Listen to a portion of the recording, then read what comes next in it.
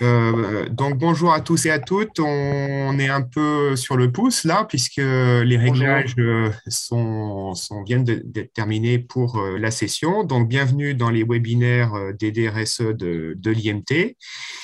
Et donc sans plus tarder, parce que les webinaires sont quand même relativement courts, je cède la parole à Michel Mongo, euh, je ne me rappelle plus du prénom, Julien de Benedictis et Nadine Dubruc. Sophie Pour Payon. Sophie Payon, excuse-moi, mais je suis C'est un pas peu grave, c'est perdu pas là grave, avec pas de ce souci. Zoom qui m'a perturbé. Et donc, je remplace Sandrine un peu au pied levé aussi. Donc, bon, excusez-moi si je suis un petit peu confus, mais je suis sûr que la présentation sera bien moins confuse que moi. C'est à vous. Écoute, on l'espère. Merci Alors, Sandrine. l'idée de nous quatre, et on va se présenter après, c'est de vous présenter un projet qui s'appelle Sobrit et qui constitue notamment à être une étude sur l'adoption des pratiques de Green IT dans les organisations françaises. Et nous sommes quatre enseignants-chercheurs de Mines Saint-Étienne sur cette étude. Alors, ce qu'on vous propose aujourd'hui, c'est de vous présenter le projet, quel est-il, ensuite le contexte et les objectifs de la recherche, la revue de littérature sur laquelle s'appuie les premiers éléments de recherche du projet, la méthodologie qu'on a utilisée, les premiers résultats que l'on a, vous donner au final quelques éléments de discussion et de perspective, et on conclura par vous donner des éléments sur la suite de ce projet. Alors, si on regarde l'équipe projet, eh bien, nous sommes donc quatre, comme on l'a dit. Le responsable de projet, c'est Julien de Benedettis, et nous sommes donc différents enseignants-chercheurs.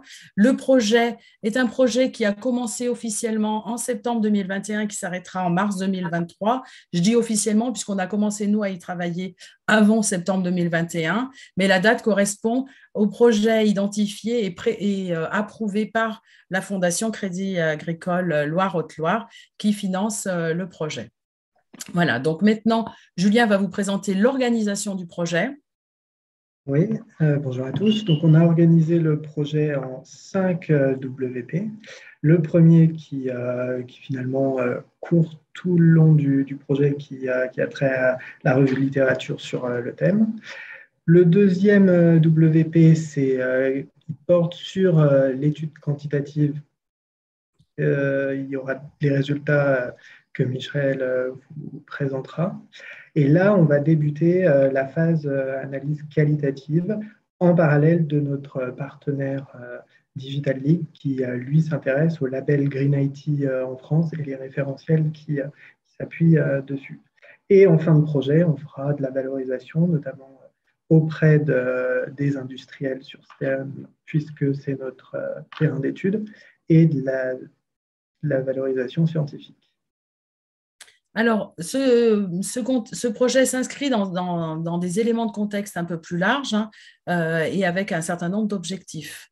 Donc, Julien, pour le contexte. Ouais, alors le contexte du numérique, c'est vraiment qui s'appuie sur des chiffres, hein, notamment proposés par greenIT.fr et par l'ADEME.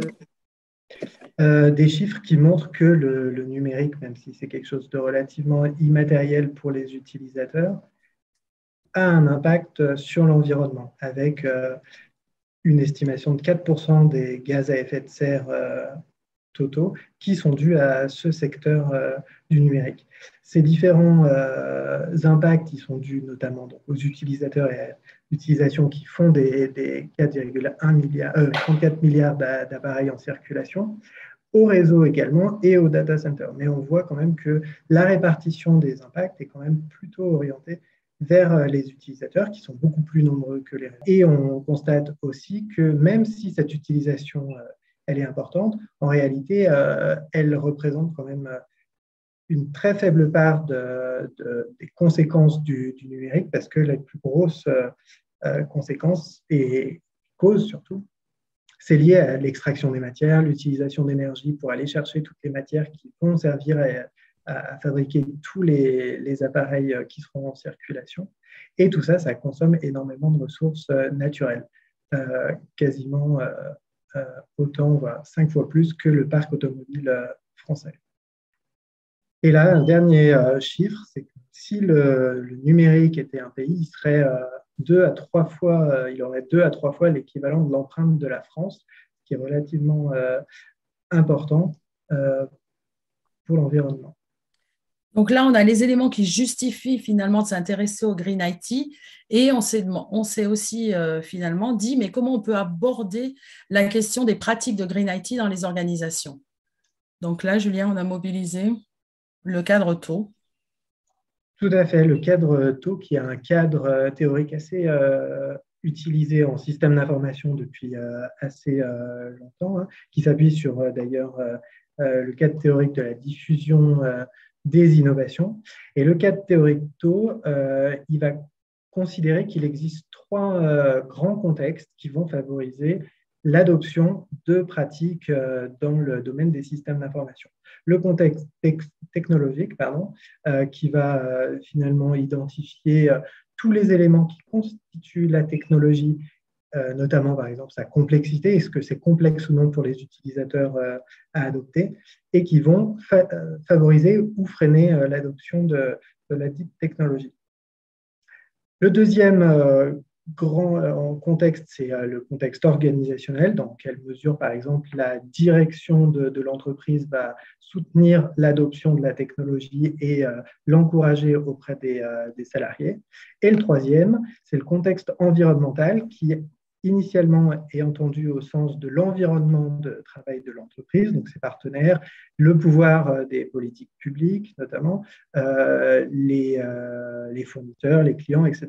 Et de plus en plus dans les recherches en système d'information, on peut l'entendre aussi au sens de l'environnement écologique, donc quel impact la technologie va avoir sur l'environnement. Et à partir de là, on a effectivement décidé de faire un focus sur les différentes organisations. C'est ça, parce qu'on considère que, on a vu les chiffres qui concernent finalement l'impact du numérique au niveau mondial et sur la société, par et pour la société d'ailleurs. Mais nous, ce qui nous intéresse, c'est les organisations. Des organisations qui sont de plus en plus incitées à se transformer, et notamment se transformer numériquement. Et on pense que c'est important qu'elles le fassent parce que ça permet d'être plus performante pour elles notamment. Ça a d'autres enjeux évidemment. Mais si elles le font sans avoir en tête, lors de l'élaboration de leur stratégie numérique, que ce numérique va avoir un impact sur l'activité générale de la société, ça peut être problématique et on risque de se retrouver avec des stratégies numériques qui ne vont pas aller dans le sens d'un numérique plus responsable. C'est pour ça qu'on cible dans notre étude principalement les PME et les ETI qui sont justement vraiment ciblés par ces démarches de développement numérique.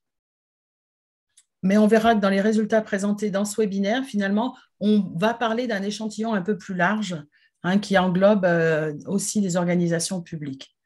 Alors, à partir de là, en même temps, en parallèle, on a fait une revue de littérature pour essayer de comprendre ce que c'était que le Green IT et les pratiques et comment aborder cette question-là. Sophie, tu peux nous dire finalement sur, d'abord, qu'est-ce qu'on a retenu comme définition du Green IT ? Oui, merci. Donc, en fait, ce dont on s'aperçoit quand on analyse la littérature, c'est d'abord qu'il n'y a pas vraiment de définition unique et homogène du Green IT. C'est une notion qui a commencé à être définie dans les années, on va dire, dans le début des années 2000 et qui s'est au départ principalement centrée sur des questions plutôt d'infrastructure et qui actuellement est en train de s'ouvrir à d'autres dimensions et notamment à introduire davantage la dimension environnementale. Il y a aussi pas mal de travaux qui ne sont pas très clairs sur la distinction entre Green IT, Green IS. Certains englobent tout ça dans la même chose, alors qu'effectivement, le Green IS, c'est quand même une notion plus large qui se réfère plus globalement au système d'information. Donc, nous, on est bien dans cette étude centrée sur le Green IT. Donc, on a choisi une définition qui est celle de Xuang et Huang en 2015, parce que cette définition, justement, est plus large que uniquement la définition infrastructurelle. Et donc, c'est une définition qui est basée sur la notion de Green IT Capital, donc de capital Green IT, et qui considère que le Green IT, finalement, a plusieurs dimensions, et notamment 3 dimensions, qui sont liées donc à l'infrastructure IT, mais pas seulement, les deux autres dimensions étant le personnel IT et puis le management interne à l'entreprise et puis les relations externes, notamment avec les clients, les fournisseurs. Donc, c'est une vision plus large du Green IT qui nous semblait plus adaptée pour comprendre ces pratiques au sein des entreprises. Donc, dans le tableau dessous, vous avez des exemples de ce que donne Chuang-Yi Yang, de ce qui constitue chacun des capitaux. Donc, le capital humain renvoie aux compétences, au savoir, le capital structurel aux aspects évidemment de hardware, de réseau, de software, etc. Et puis le capital relationnel, donc c'est plus la stratégie, le management à l'intérieur de l'entreprise et la manière dont les aspects green sont inclus dans les relations qu'on a avec les prestataires externes de services informatiques, par exemple. Et donc, à partir de là, on a formulé un certain nombre d'hypothèses. Donc, effectivement, sur la base de ce cadre, du cadre taux, comme l'a présenté Julien tout à l'heure, on a retenu un certain nombre de variables qui pouvaient permettre d'expliquer l'adoption des pratiques de Green IT et on a posé des hypothèses donc, à partir de ces variables-là. Donc, on s'est basé pour ça, évidemment, sur la littérature. Concernant le contexte technologique, on a considéré 3 éléments au départ, issus de la revue de littérature. Donc, le caractère explicite des pratiques de Green IT, c'est-à-dire un peu la facilité avec laquelle elles peuvent être comprises, on va dire. L'accumulation de la technologie, donc, qui renvoie au fait que les pratiques de Green IT soient plus ou moins proches et facilement intégrables à l'infrastructure actuelle de l'entreprise. Et puis, un aspect de compétences technologiques qui peut aussi permettre d'expliquer l'adoption. Donc, la première hypothèse qu'on a testée dans cette étude, c'est le fait que le contexte technologique affecte positivement ou pas l'adoption des pratiques de Green IT. Au niveau du contexte organisationnel, une variable qui ressort très dans toutes les études tôt et de manière assez logique, c'est le support du management. Donc, effectivement, on peut légitimement penser que le support du management est important pour favoriser l'adoption des pratiques de Green IT. Et puis, on a intégré une autre dimension qui est la qualité des RH. Alors, c'est comme ça que c'est exprimé chez l'INEO en 2008, mais donc un peu le niveau de compétence, on va dire, du personnel à l'intérieur de l'entreprise ou de l'organisation. Et puis, au niveau du contexte environnemental, alors ici, le terme environnemental est vraiment compris dans son sens classique en sciences de gestion, c'est-à-dire pas du tout, incluant pas du tout des notions de durabilité au départ. Hein. C'est vraiment l'environnement économique de l'entreprise. Donc, au niveau environnemental, on a retenu 3 variables. Donc, la pression coercitive, qui correspond à la pression que porte le gouvernement et les concurrents et l'industrie le secteur dans lequel se situe l'entreprise ou l'organisation. Donc, la mesure dans laquelle le gouvernement, l'État ou les organisations industrielles, les organisations économiques vont pousser les organisations à adopter des pratiques de Green IT. La pression normative, qui, elle, renvoie à la pression qui est exercée plutôt par les clients et les fournisseurs, donc par les partenaires proches de l'entreprise, de l'organisation. Et puis, l'orientation politique, alors c'est le terme utilisé dans la littérature, mais en fait, ça renvoie à la conformité réglementaire, en fait, c'est-à-dire à la mesure dans laquelle l'organisation se conforme aux lois et aux règlements ici en matière de Green IT. Et donc, la 3e hypothèse qu'on a testée, c'est de savoir si le contexte environnemental affectait l'adoption des pratiques de Green IT. Donc, avec ces différentes hypothèses, on les a mis en œuvre, notamment à travers un questionnaire. On a utilisé un questionnaire. Donc, Michel va nous expliquer maintenant comment le questionnaire a été construit et puis ensuite, tout ce que l'on a mis en place pour vérifier ces hypothèses. Alors oui, tout à fait, Nadine. Donc, pour répondre à notre objectif de recherche, nous, on a réalisé donc une enquête à partir d'un questionnaire. Et le questionnaire, il a été élaboré donc de juillet à mi-novembre 2021 et il est composé de 6 parties.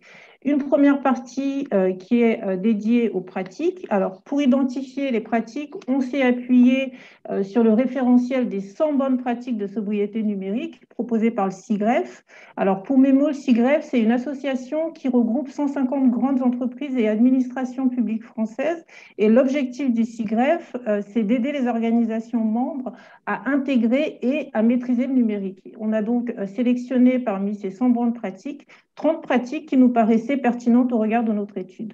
Donc, un questionnaire qui est composé d'une partie dédiée aux pratiques, une partie dédiée aux facteurs d'adoption, donc issus de la revue littérature sur taux, une partie dédiée à la performance et à l'innovation dans la perspective de prochaines études, et une partie dédiée aux caractéristiques de l'entreprise, à savoir le secteur d'activité, la taille de l'entreprise, le profil du répondant, etc.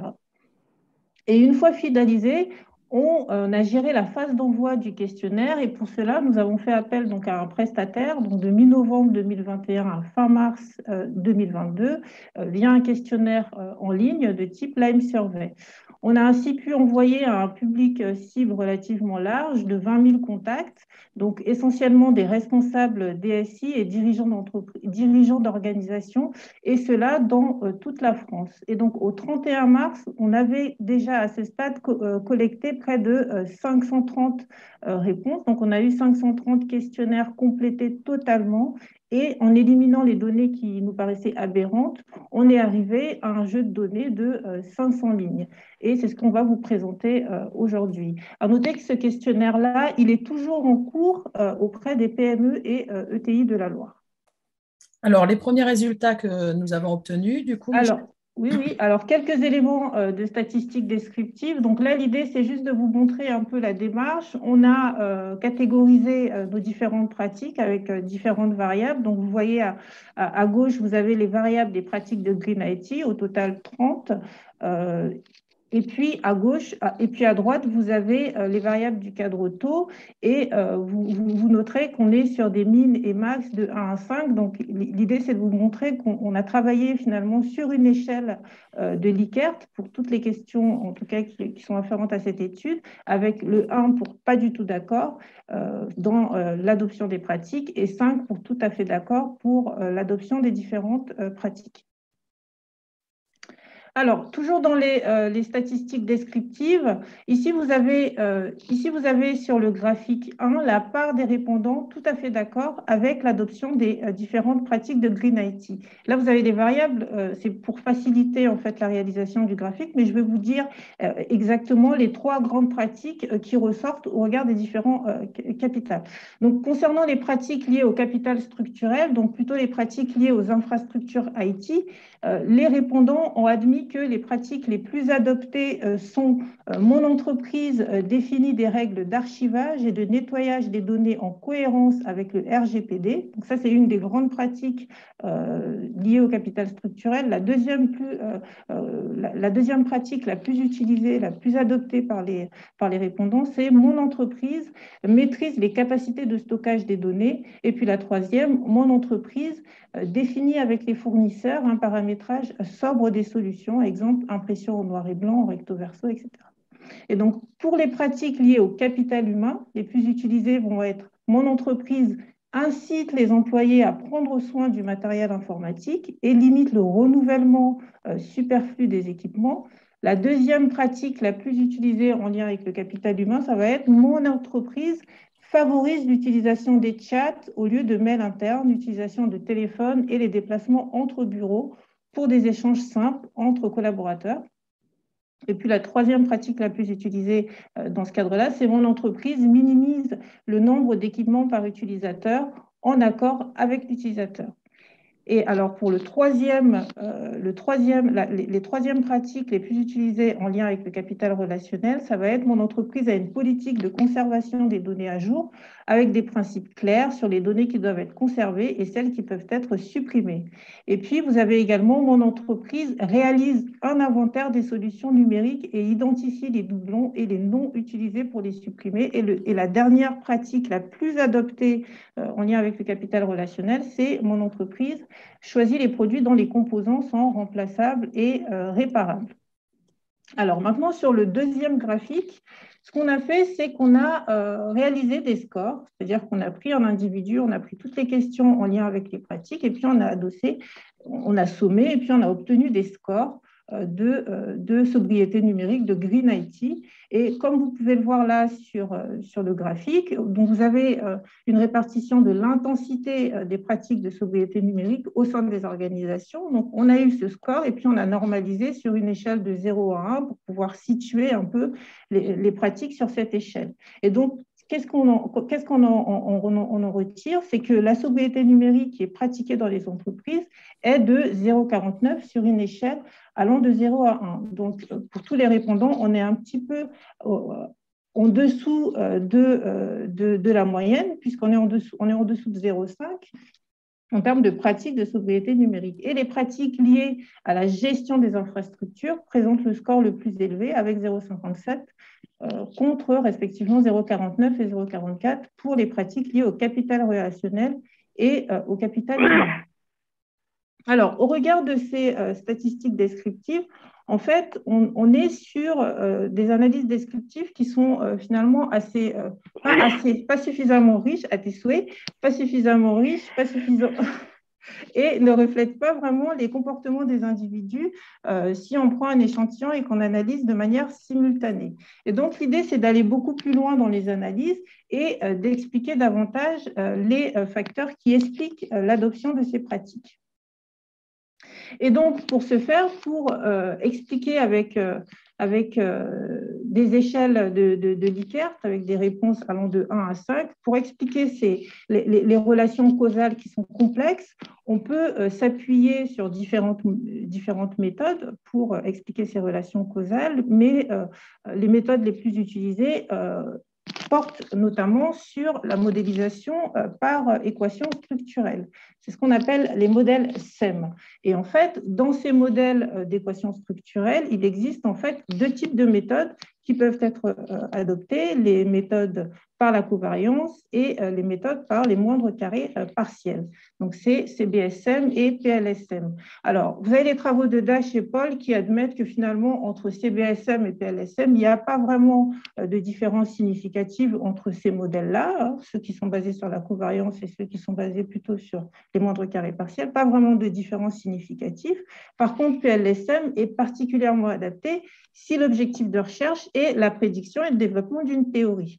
Et R 2016 rajoute à ça que non seulement PLSM, c'est une méthode qui est très fiable et très stable, mais en plus, il est très adapté quand on est vraiment sûr de la prédiction. Et nous, au regard du fait que l'étude qu'on est en train de mener, c'est quand même d'expliquer à partir d'un cadre taux l'adoption des pratiques de Green IT. Sophie l'a présenté précédemment, c'est-à-dire que taux, c'est un cadre théorique qui permet d'expliquer l'adoption d'innovation et que ce cadre taux, il y a encore très peu de travaux qui s'appuient sur ce cadre pour expliquer l'adoption des pratiques de Green IT.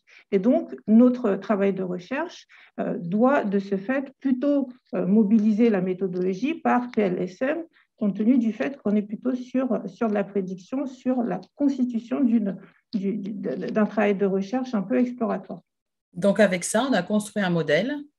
Et donc, ce qui nous a permis donc, de construire notre modèle. Donc, notre modèle, il se présente de la manière suivante. Comme vous pouvez le voir, vous avez les variables latentes qui sont affichées dans les ronds. D'accord? C'est ce qu'on explique à travers différents indicateurs. Donc, les variables latentes dans les ronds.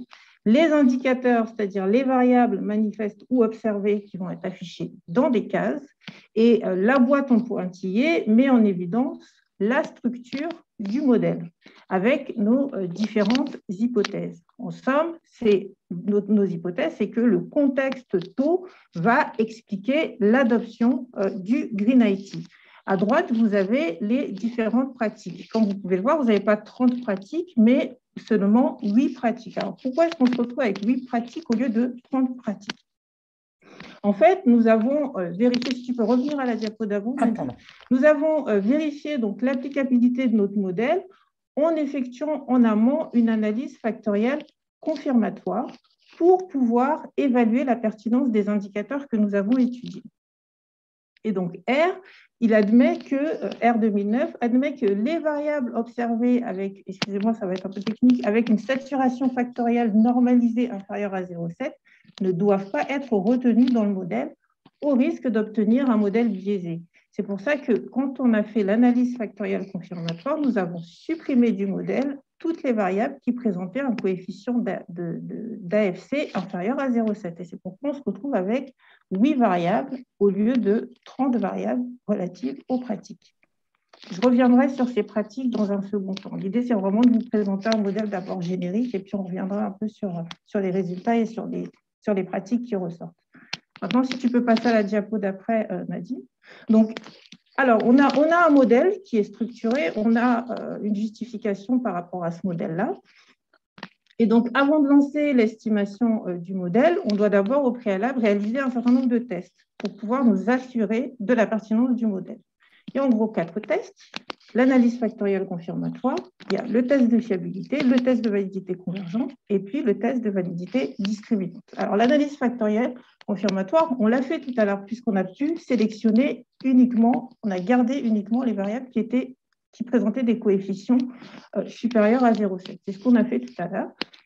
Maintenant, le test de fiabilité, c'est en fait, en quelque sorte, c'est une continuité de l'AFC puisqu'il nous permet de calculer un coefficient qu'on appelle le coefficient de Cranbach qui permet lui aussi de justifier de la pertinence des indicateurs synthétiques qu'on a sélectionnés. Nos indicateurs synthétiques, c'est quoi? C'est la variable techno-contexte, orga-contexte, environnemental-contexte, green-IT, qui sont la résultante de différents indicateurs. Et Cranbach va justement nous dire que s'il est très élevé, ça veut dire que tous les indicateurs qui ont été utilisés pour construire la variable synthétique sont pertinents. Ça veut dire qu'il y a une forte corrélation entre ces variables. Et si Cranbach est faible, ça veut dire qu'il y a un souci. Il n'y a pas de lien entre ces indicateurs, donc notre indicateur synthétique n'a pas de sens.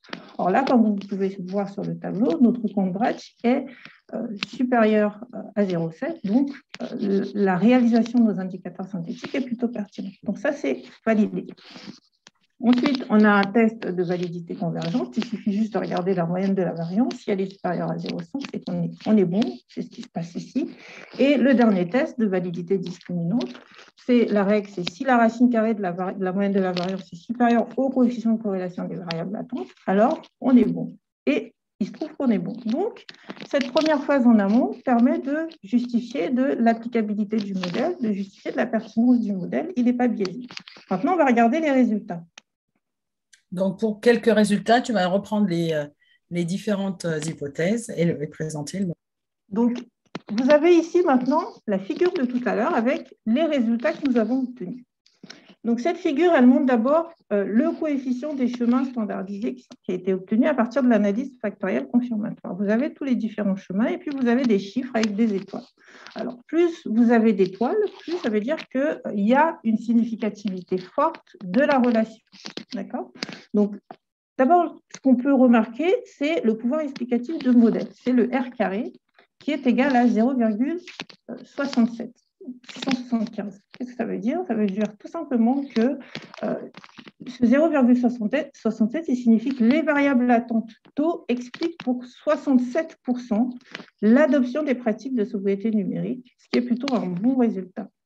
Deuxièmement, dans ce schéma des résultats, on observe que les effets varient selon les contextes. C'est-à-dire que ce soit le contexte techno, orga ou environnemental, les effets ne sont pas les mêmes.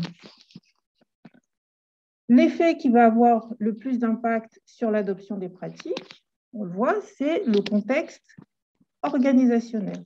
D'accord? Lorsqu'on s'intéresse plus finement au contexte organisationnel, on s'aperçoit que c'est plutôt les pratiques liées au fait que les employés sont soutenus dans leur apprentissage des pratiques de sobriété numérique. Ensuite, la direction va faire des efforts de manière proactive pour l'adoption de pratiques de sobriété numérique. Et ensuite, c'est les managers peuvent aider les employés lorsqu'ils sont confrontés à des problèmes de sobriété numérique. Deuxième contexte qui va influencer l'adoption des pratiques, c'est le contexte technologique. Donc, parmi ces pratiques, ça va être, parmi les facteurs, ça va être mon entreprise a mis en place de nombreuses pratiques de sobriété numérique. Donc, il y a la notion d'accumulation. L'infrastructure IT informatique de mon entreprise est capable d'intégrer des pratiques de sobriété numérique. il est facile d'intégrer des pratiques de sobriété numérique dans le système d'information actuel. Et puis, le dernier contexte qui va influencer, donc en dernier lieu, c'est le contexte environnemental et notamment la pression normative client-fournisseur et concurrentielle. Nos fournisseurs adoptent de plus en plus des pratiques de sobriété numérique, alors ça influence le fait que l'entreprise, l'organisation va adopter elle aussi ces pratiques. Les clients adoptent de plus en plus des pratiques de sobriété numérique, alors ça influence l'adoption au sein de l'organisation. Et enfin, l'environnement concurrentiel pousse notre entreprise à adopter des pratiques de sobriété numérique. Donc, qu'est-ce qu'on retient de tout ça? D'abord, sur les pratiques, on se rend compte avec l'analyse factorielle confirmatoire que finalement, le Green IT, c'est quoi? Le Green IT, c'est essentiellement orienté, en tout cas au regard de cette étude et des résultats des répondants, le Green IT est essentiellement orienté sur la sensibilisation et le management des compétences via des parcours de formation, des budgets dédiés, une sensibilisation des managers, etc. Et qu'est-ce qui va influencer l'adoption de ces pratiques? Eh bien, c'est d'abord le contexte organisationnel, le fait qu'en interne, il y a un soutien de l'entreprise, de la direction et des managers en faveur de l'adoption des pratiques de sobriété numérique. Le deuxième élément qui va influencer l'adoption de ces pratiques, c'est le contexte technologique, le fait qu'en interne, il existe déjà des pratiques, une infrastructure qui est capable d'accueillir aisément ces pratiques de sobriété numérique. Et enfin, le dernier contexte, c'est le contexte environnemental, ça va être la pression normative, les clients, les fournisseurs et la pression concurrentielle qui va influencer l'adoption des pratiques. Et finalement, on se rend compte qu'il n'y a pas vraiment d'influence, liées à des pressions liées aux politiques publiques. Donc ça ne va pas vraiment influencer l'adoption des pratiques de Green IT. C'est plutôt l'environnement concurrentiel, la pression des clients, des fournisseurs qui va influencer l'adoption des pratiques de Green IT dans les organisations. Merci Michel. Donc, si maintenant on essaye de discuter ces résultats et de les mettre un peu en perspective, donc Sophie va nous proposer quelques éléments de discussion et les prochaines perspectives de recherche qu'on peut avoir à partir de cette première étude. Donc, comme l'a dit Michel, hein, le facteur le plus important, c'est le contexte organisationnel. Donc, c'est globalement très cohérent avec la littérature actuelle. Donc, il n'y a pas d'originalité de ce point de vue-là. Et ça confirme simplement que les managers jouent un rôle important dans l'adoption des pratiques de Green IT. C'est peut-être aussi, dans le cas de cette étude, lié à la nature des répondants qui sont essentiellement des managers, donc des dirigeants, des managers, des DSI. Donc effectivement, peut-être qu'eux aussi, eux, ont cette vision-là et qui fait que du coup, le soutien du management apparaît comme important. Le second facteur important, c'est le contexte technologique, en particulier l'accumulation de la technologie et la compétence technique. Donc ça, c'est également cohérent avec ce qu'on retrouve dans la littérature sur le Green IT ou sur d'autres pratiques. Finalement, il y a un caractère cumulatif de la connaissance qui fait que du coup, plus on adopte des pratiques et plus on est encouragé finalement à en adopter d'autres. Et puis un élément important aussi, c'est la compatibilité finalement de ces pratiques avec l'infrastructure de l'entreprise. Et puis enfin, sur le contexte environnemental, donc comme l'a dit un petit peu Michel juste avant, dans cette étude, finalement, on montre que d'abord, ce n'est pas le facteur le plus important, hein, il vient en troisième après la partie technologique et la partie organisationnelle. Donc ça, c'est le premier élément. Donc finalement, la pression normative coercitive, c'est un facteur, mais uniquement modéré, finalement, ce n'est pas le facteur le plus important dans l'adoption de ces pratiques de Green IT. Et donc ça, c'est cohérent avec d'autres travaux, notamment de Chong et Olesen. Et puis, comme l'a dit Michel également, finalement, on s'aperçoit que, de manière peut-être plus étonnante, que le soutien du gouvernement ou ce qui s'appelle dans notre étude l'orientation politique, c'est-à-dire le fait de se conformer aux règles, aux réglementations, aux lois. Dans ce modèle-là, en tout cas dans l'étude qu'on a réalisée, on n'a pas montré de significativité. Et donc, c'est plutôt en désaccord avec la littérature précédente qui avait plutôt montré un effet important de cette pression-là. Donc, au niveau des implications managériales, comme l'a dit Michel, donc on s'aperçoit que les pratiques de Green IT donc, sont plutôt orientées autour du capital humain et du coup, ça renforce l'idée en fait, d'une vision du Green IT qui soit plutôt large et qui ne soit pas purement structurelle, mais qui englobe des aspects beaucoup plus liés aux compétences, liés au personnel, etc. Donc, ça renforce cette idée-là. Et au niveau des facteurs d'adoption, donc le rôle majeur de la direction montre que, encore une fois, les managers jouent un rôle important et que du coup, ce sont peut-être les premiers acteurs qu'il va falloir convaincre, et parce qu'ensuite, c'est peut-être eux qui vont aider à déployer et à diffuser finalement et à favoriser l'adoption de ces pratiques dans leurs organisations. La connaissance aussi autour du Green IT semble jouer un rôle important, donc du fait notamment de son caractère cumulatif. Et du coup, il semble assez essentiel de diffuser toutes les connaissances autour du Green IT. Et de ce point de vue, les acteurs de terrain type SIGREF, type Green IT, Shift Project, etc., qui contribuent à diffuser ces connaissances-là, ont sans doute un rôle important, puisque ça pourrait permettre de favoriser l'adoption de ces pratiques-là. Pour l'instant, donc, notre étude n'a pas montré un rôle, donc, comme on l'a déjà dit, des politiques gouvernementales, donc qu'elles soient incitatives ou contraignantes. Alors peut-être aussi est-ce lié au fait que pour l'instant, les réglementations sont assez peu importantes.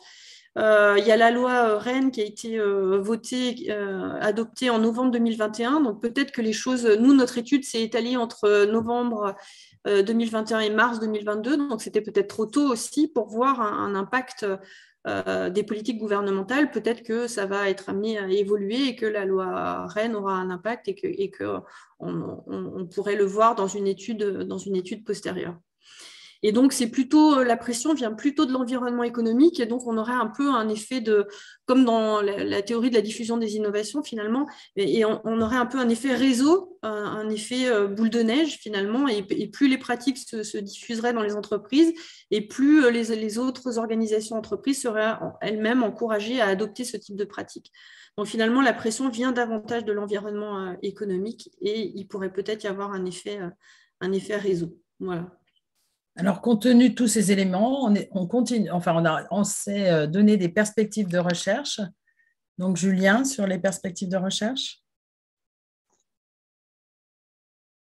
Oui, alors sur les perspectives de recherche, donc on souhaite étendre un petit peu l'analyse de la base de données qui a été constituée pour voir si, notamment au niveau de la taille des organisations qui ont répondu, on peut avoir des effets qui divergent d'un échantillon à un autre. Si aussi sur le secteur d'activité qui constitue notre base de données, ça peut également avoir un impact avec des secteurs d'activité qui, on pourrait le penser, sont un petit peu plus au fait du sujet comme le secteur de l'information et des communications, alors que d'autres en sont peut-être un petit peu plus loin. Et sur la localisation aussi, on y reviendra juste après avec un premier travail qu'on a commencé à faire avec Fabien Badeg.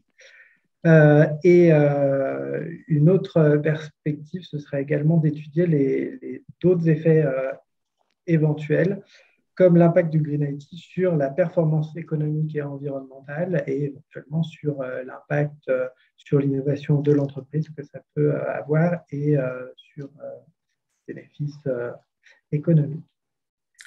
Donc, pour conclure sur cette première étude, on va revenir au niveau du projet et je vais vous expliquer finalement où on en est au niveau de ce projet et qu'est-ce qui est encore en cours. Donc, en fait, on a réalisé les réponses d'entreprise sont intégrées avec finalement positionnées sur un diagramme en lien avec les moyennes des entreprises qui ont répondu et qui ont laissé leur mail.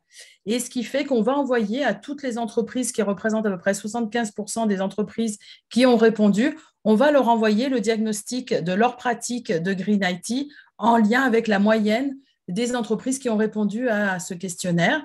Donc ça, voilà, c'est quelque chose qui est en cours. Et dans les suites du projet, on est parti, donc comme on l'a expliqué au départ sur le projet, on a commencé l'étude qualitative avec notamment un étudiant sur une première étude de cas qui devrait se poursuivre par 10 à 15 cas, avec l'idée d'être plus sur une étude en profondeur des facteurs d'adoption. Et on a pour objectif, on s'est engagé dans notre projet, d'élaborer un kit de bonnes pratiques illustré par les cas réels issus de l'étude qualitative et qui devrait derrière être diffusé plus largement, notamment avec des éléments de synthèse des résultats de l'étude Quanti et Quali. Voilà. Et là, ce qu'on a commencé à faire et qui a encore à travailler, mais qu'on a pu commencer grâce à notre plateforme territoire, eh bien, c'est une cartographie de l'intensité des pratiques de Green IT. Vu que les entreprises de toute la France ont répondu, on arrive à repérer un certain nombre d'éléments sur des pratiques de Green IT sur la France, par région, par département. Alors, là, il faut savoir que c'est vraiment un travail qui est en cours, qui est fait par Fabien Badec, donc, qui est ingénieur de recherche à Mines Saint-Étienne et qui donc, travaille sur la plateforme territoire. Donc là, on est vraiment sur l'interface de la plateforme territoire. Et donc, on avait, comme je disais tout à l'heure, on a fait des scores d'intensité de sobriété numérique. Et comme les répondants ont également indiqué leur numéro de département, bon, pas tous a priori, mais ils ont tous indiqué leur numéro de département, l'idée, c'était de qualifier un peu cette intensité de sobriété numérique par classe d'intensité, et on a essayé de cartographier ça. Donc, Nadine, si tu peux cliquer là sur… C'est comme la carte des élections. Voilà. Tadam. Donc, donc, comme vous pouvez le voir là, si tu veux, vous voulez décrire, je ne voudrais pas monopoliser la parole, Sophie, Julien, si vous voulez décrire la carte. Ouais. Alors sur la carte, là, on a certains départements qui sont en blanc parce que c'est des départements pour lesquels on n'a pas eu d'entreprises qui ont répondu à notre enquête. Donc par défaut, on ne peut pas y intégrer des chiffres. Et par rapport aux couleurs, vous avez une gradation qui va du jaune, où vous avez des pratiques avec un score qui est relativement faible, et plus vous augmentez orange et rouge, plus les pratiques sont un petit peu plus matures pour les entreprises de ce département-là. Donc là, c'est proposé pour chaque département, et vous avez la version par région qui est disponible aussi. Alors là, il y a un petit souci parce qu'on n'a pas fait les classes pour nos différentes régions. C'est en cours, en fait. Et puis, attention aussi, c'est vraiment très, très loin d'être représentatif parce qu'on a un échantillon de 500 entreprises sur toute la France. Donc, évidemment, on ne prétend pas du tout à avoir quelque chose de représentatif. L'idée, c'était donc en collaboration avec Fabien et la plateforme Territoire, c'était de se dire pourquoi pas à terme faire quelque chose de plus large et un observatoire, pourquoi pas un observatoire de la sobriété numérique qui permettrait de suivre peut-être de manière plus fine et plus large l'adoption des pratiques de sobriété numérique dans les différentes régions en France. Donc l'idée, ça serait peut-être de poursuivre ce travail et d'enrichir cette cartographie qui est pour l'instant évidemment faite avec les données dont on dispose et qui sont limitées, quoi. Donc le message derrière tout ça, c'est on aimerait massifier, aller plus loin dans ce travail de recherche, pourquoi pas être sur des projets européens, pourquoi pas s'allier avec d'autres collègues de l'IMT pour monter en puissance et travailler sur cette thématique et sur ces questionnements-là.